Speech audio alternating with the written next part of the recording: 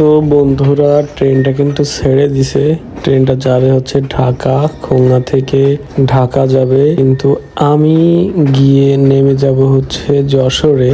আর খুলনায় আসছিলাম মূলত আমার বউ চাকরি করে খুলনায়, এবং ওদের বাসা না মানে ওরা ভাড়া থাকে খুলনাতে, তো ও এখানে চাকরি করে, সেক্ষেত্রে আমি এখানে আসছিলাম। তো bye bye Khulna, bye bye বলতেছি, আমার তো আবার আসা লাগবে 2-3 দিন পরেই। যাই হোক, যশোরে যাচ্ছে একটা কাজে, একটা অনেকগুলোই কাজ, তার ভেতরে একটা আমার ল্যাপটপ কিনেছিলাম যেখান থেকে, সেইখানে একটা কাজ আছে, ল্যাপটপের একটা প্রবলেম হয়েছে, সেই প্রবলেমটা দেখাবো।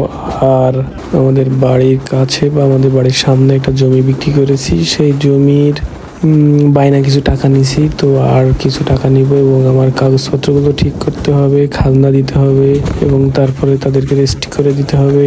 তো আমরা রূপদিয়া পার হয়ে প্রায় চলে এসেছি যশোরের কাছে।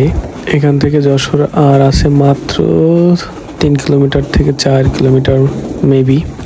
তো এটাই মাঠ, শেষ মাঠ, এরপর আর মাঠ পড়বে না হয়তো। তো এখান থেকে চলে যাব Jessore rail station. Jessore rail স্টেশনে নেমে ওইখান থেকে চলে যাব আমি laptop plaza, Jess tower, Jessore Jess tower laptop plaza শপে। তো এখানে গিয়ে আমার ল্যাপটপটা দেখাবো এবং দেখি ওরা কি বলে, কি হয়েছে আমার ল্যাপটপে। তো আমি কিন্তু চলে আসছি যশোরে ট্রেন থেকে নেমে। ট্রেন কিন্তু আবার ছেড়ে দিয়েছে। আর এটা হচ্ছে মডেল মসজিদ, যশোরের নতুন একটা সুন্দর মসজিদ, মডেল মসজিদ।